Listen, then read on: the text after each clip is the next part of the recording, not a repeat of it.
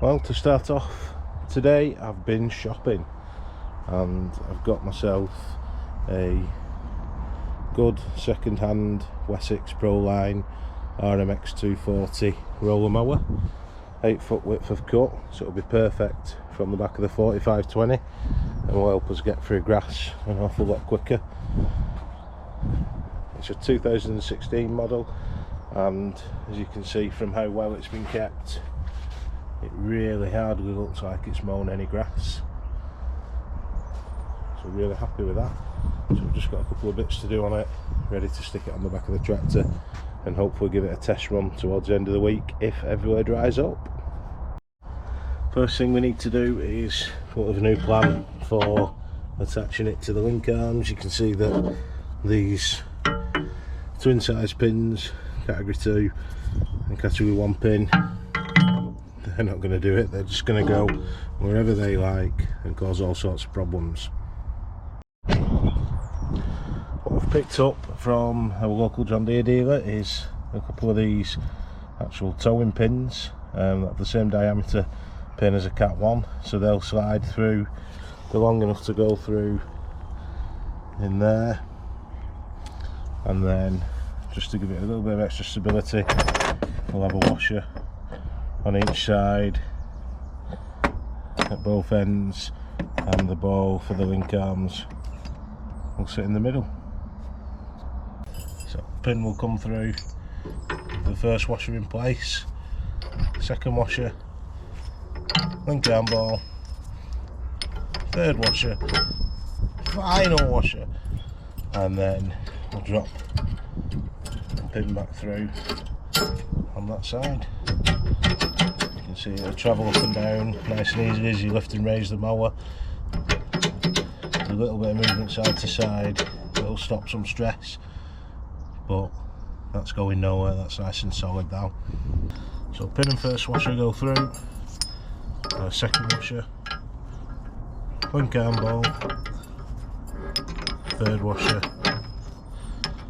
final one, swing the pin round, clip it through, and we're done. Now, looking at those chains, they're likely to get in the way a little bit, so they may be taken off. It won't be so bad once they're up the top and you've connected, but they're still going to get in the way, I think. So yeah, likely that we'll take them off. We'll see how we get on when we're attaching it to the tractor. Right, got the PTO shaft on now, the new setups on the pins in place, and we'll stick her on the tractor and see if she's any good. When the top link here is in the float mode and the mower rides on the undulations of the ground, this little guide here on the top link is going to fail. This is only a guide. You can put a sticker on your top link to give you an idea on depth. I must admit I never use it, so we'll just get the grinder out and just grind that off so that it isn't fouling and bending and ending up splitting through pipes or something daft like that. But other than that, it's on and it's looking good.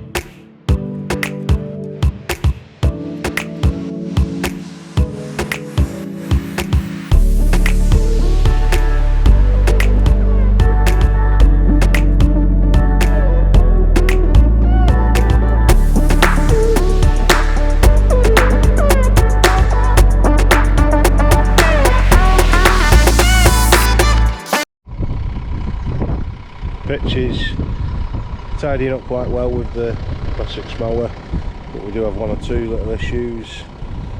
Here's the first one, so big lump of muck from where the worm casts are sticking to the rollers. Obviously as the worms come up they bring up little piles of soil, and unless you go around and brush them all before you're mowing or wait for perfectly bone dry conditions, which aren't that often in the northwest of England, your worm casts will create problems such as this. There used to be chemicals you could apply to kill the worms and reduce the worm cast and manage it better. They've been taken off the market now, so like I say, cultural practices such as brushing, lightly raking before mowing, mowing in ideal conditions. We'll brush out when we're up with the quadruplay ahead of football resuming, so it shouldn't be too bad.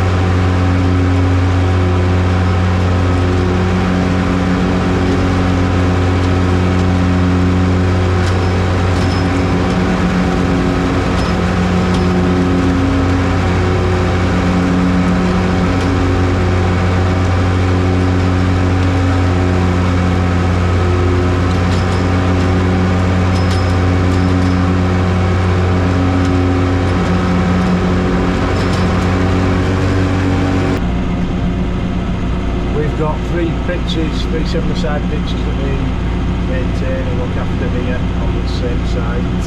Used to be an 11-side pitch many moons ago. It's for a really forward-thinking club. They like to invest in the pitches, carry out a really good maintenance package throughout the year. It does give them a good surface. The field's a little bit wet. As I mow today, it's probably as wet as I would like to mow. Travelling really fine on the pitch, but where we turn just at the ends here, as you'll have seen before and as you'll see now, it does leave a little bit of marking, but the priority is the actual pitch, the playing surface, and that's coping absolutely fine. The field itself, they have had a few issues with drainage, not being connected up to anything, no outfall, soak away that wasn't working right, but they are slowly rectifying that, so over time this surface, this pitches for the kids that play here will continue to improve and just get better and better.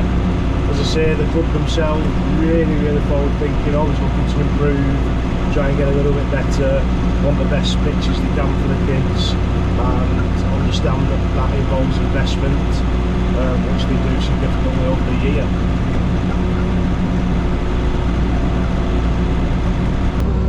Looking back again at worm casts that we were speaking about earlier, the pitches here have a lot better grass coverage than the one that had the massive piles of muck that were coming off the rollers. So while there is the odd little bit that's collected and then dropping, there's far less than there was. It's not really a significant problem on these pitches. Like I say, better grass coverage seems to have less effect or being less affected by the worm cast building up.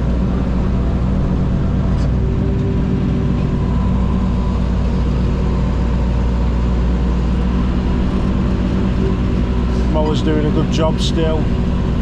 Say he's helping to get the surface nice and flat, just trim off any excess growth that's come through in the last few weeks. Just try and stimulate a little bit more activity in terms of the plant regrowing and starting to thicken out as we head towards reuse. This pitch here is a very shallow soil pitch that's on very heavy clay, so holds water and stays wet for quite a long time. Again, it's travelling really well. There's just the odd little bit of moisture you can see coming up from the tyres, but the surface itself isn't being broken. So I'm really pleased with the finish that it's giving.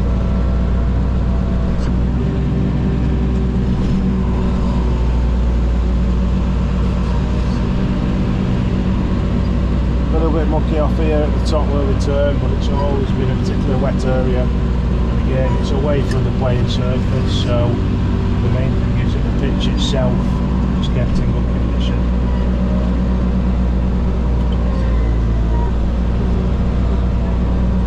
One thing I am noticing is I could do a longer top link thing for the mower, as it seems to be sharing the winch pin off that holds it in place.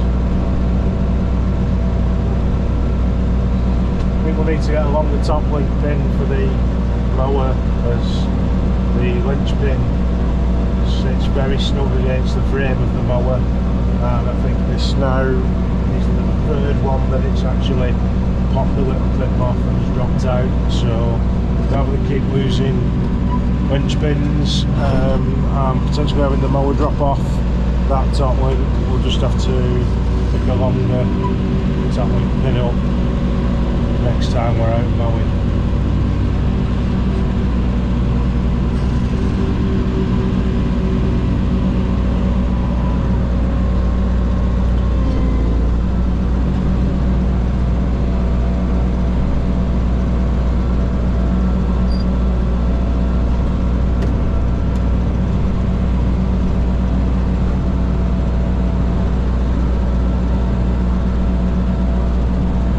Our fifth pitch that we've mown today. We've made really good time with the mower, obviously the extra width. We have a 5-foot Trimax that sits behind now that the 1026R, which does a great job, but this is just that little bit quicker.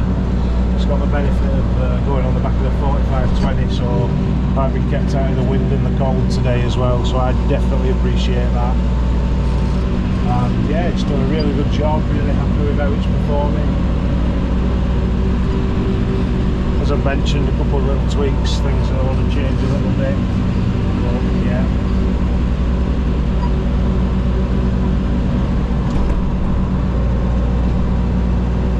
So really happy how the mower itself has performed, happy how it travels behind the mower, and as I say, even on ground that's very, very soft to walk on, the mower's travelling, the tractor's travelling, not really leaving any indentations.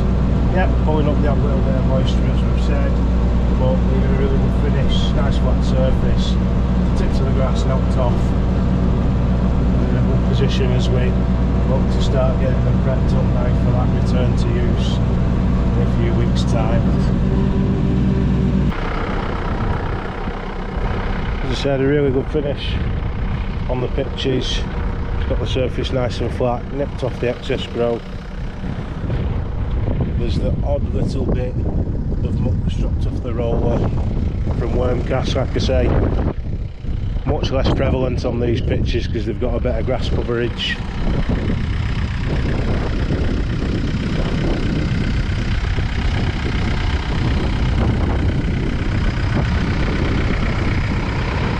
Already needs a good wash though. So yeah, really happy so far with our Wessex mower. Look forward to getting many more mowing hours in on it in the coming weeks.